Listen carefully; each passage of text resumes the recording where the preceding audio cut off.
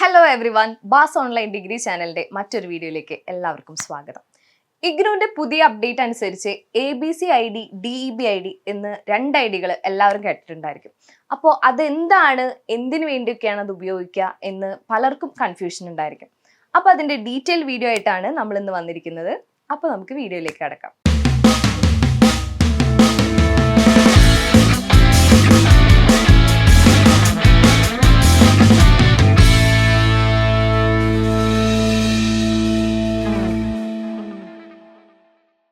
Almost ഒരു 1 year ആയിട്ടാണ് നമ്മൾ ABC-ID എന്ന് കേട്ടിട്ടുണ്ടാവാം. അപ്പോൾ നമുക്ക് എല്ലാവർക്കും അറിയാം, ഏത് എഡ്യൂക്കേഷൻ ഫീൽഡിലുള്ളവരായാലും ABC-ID നിർബന്ധമാണ്.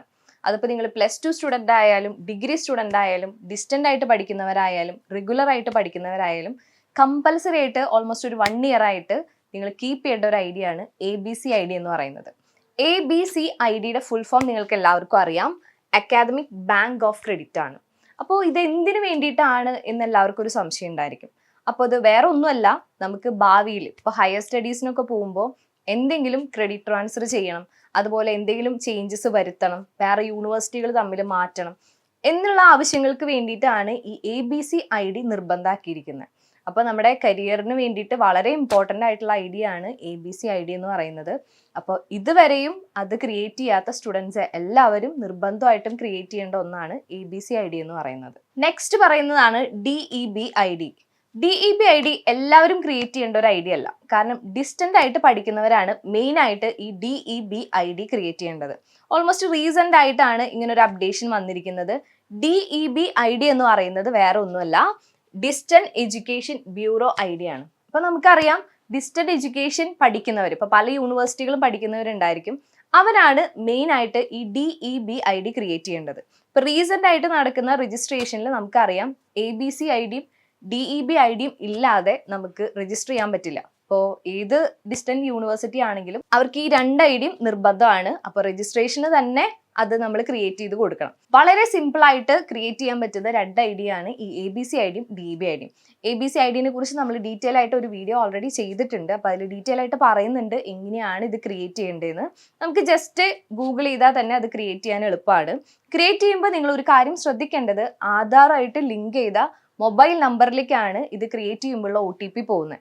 അപ്പോൾ ആരുടെയെങ്കിലും ആധാർ മിസ്സായി അല്ലെങ്കിൽ ഫോൺ നമ്പർ നിങ്ങളുടെ കയ്യിലില്ല എങ്കിൽ ആധാർ അപ്ഡേറ്റ് ചെയ്യണം. നിങ്ങളുടെ കയ്യിലുള്ള ഫോൺ നമ്പർ യൂസ് ചെയ്തിട്ട് വേണം ആധാർ ആദ്യം അപ്ഡേറ്റ് ചെയ്തതിന് ശേഷം മാത്രമാണ് നമുക്ക് ABC-ID ക്രിയേറ്റ് ചെയ്യാൻ പറ്റത്തുള്ളൂ. അതുപോലെ DEB-ID ക്രിയേറ്റ് ചെയ്യണമെങ്കിൽ നിങ്ങൾക്ക് ആകെ ഒരു കാര്യമാണ് ആവശ്യമായിട്ടുള്ളത്, അതായത് ABC-ID. ABC-ID ക്രിയേറ്റ് ചെയ്താൽ മാത്രമാണ് നമുക്ക് DEB-ID ക്രിയേറ്റ് ചെയ്യാൻ പറ്റുള്ളൂ. DEB-ID ഡിസ്റ്റന്റ് എഡ്യൂക്കേഷൻ, നേരത്തെ പറഞ്ഞ പോലെ തന്നെ ഡിസ്റ്റന്റ് എഡ്യൂക്കേഷൻ പഠിക്കുന്ന സ്റ്റുഡൻസ് മാത്രം കീപ്പ് ചെയ്യേണ്ട ഐഡിയ ആണ്. ഈ 2 ഐഡിയകളായാലും ഒരു യുണീക്ക് ഐഡിയ ആണ് ഇത് രണ്ടും. അതായത് ABC-ID ആയാലും DEB-ID ആയാലും ഒരു സ്റ്റുഡൻറ്റിന് ഒരെണ്ണേ ഉണ്ടാവുള്ളൂ. കാരണം അത് ആ ലെറ്റേഴ്സ് ഇപ്പോൾ നമുക്ക് ആധാറിലെ നമ്പർ പോലെ നിങ്ങൾക്ക് യുണീക്ക് ആയിട്ട് വരുന്ന ഒരു ഐഡിയ ആണ് ഇത്. ലൈഫ് ലോങ് നിങ്ങൾ കീപ്പ് ചെയ്യണം. കാരണം നിങ്ങൾക്ക് ഹയർ സ്റ്റഡീസിന് പോകാനായാലും ഇനി എഡ്യൂക്കേഷൻ പരമായിട്ട് എന്തെങ്കിലും കാര്യങ്ങൾ ഭാവിയിൽ ചെയ്യണം എന്നുണ്ടെങ്കിൽ ഈ 2 ഐഡിയയും നിങ്ങൾ മസ്റ്റായിട്ടും കീപ്പ് ചെയ്യണം. ഇപ്പോൾ ഇഗ്നുവിൽ പഠിക്കുന്ന സ്റ്റുഡൻസിന് ഓൾമോസ്റ്റ് അറിയാം, എക്സാം രജിസ്റ്റർ ചെയ്യുമ്പോൾ അവർ ABC-ID മസ്റ്റായിട്ടും ചോദിക്കും. അപ്പോൾ എക്സാം രജിസ്റ്റർ ചെയ്യുന്ന സമയത്ത് കൂടെ ചോദിക്കുന്നത് കൊണ്ട് ഇത് ഇത്രയും ഇമ്പോർട്ടൻ്റ് ആണെന്ന് എല്ലാവർക്കും മനസ്സിലായിട്ടുണ്ടാവും എന്ന് വിചാരിക്കുന്നു.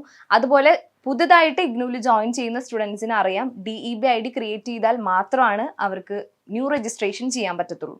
അപ്പോൾ അത് കാരണം ഈ 2 ഐഡിയും യൂണിവേഴ്സിറ്റീസ് കമ്പൽസറി ആക്കി തുടങ്ങി. നമ്മളുടെ ബാസ് സ്റ്റഡി സെൻറ്ററിൽ പഠിക്കുന്ന സ്റ്റുഡൻസ് ഒരു കാരണവശാലും ടെൻഷൻ ആവേണ്ട, നിങ്ങളുടെ കംപ്ലീറ്റ് സർവീസ് നമ്മൾ ചെയ്യുന്നുണ്ട്.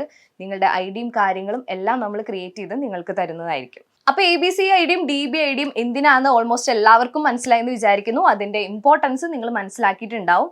ഇനി ഇതുമായി റിലേറ്റ് ചെയ്ത എന്തെങ്കിലും ഡൗട്ട് ഉണ്ടെങ്കിൽ താഴെ കമൻറ്റ് ചെയ്യുക, നമ്മൾ റിപ്ലൈ തരുന്നതായിരിക്കും. മറ്റൊരു വീഡിയോ ആയിട്ട് നമുക്ക് വീണ്ടും കാണാം. Anyway, thank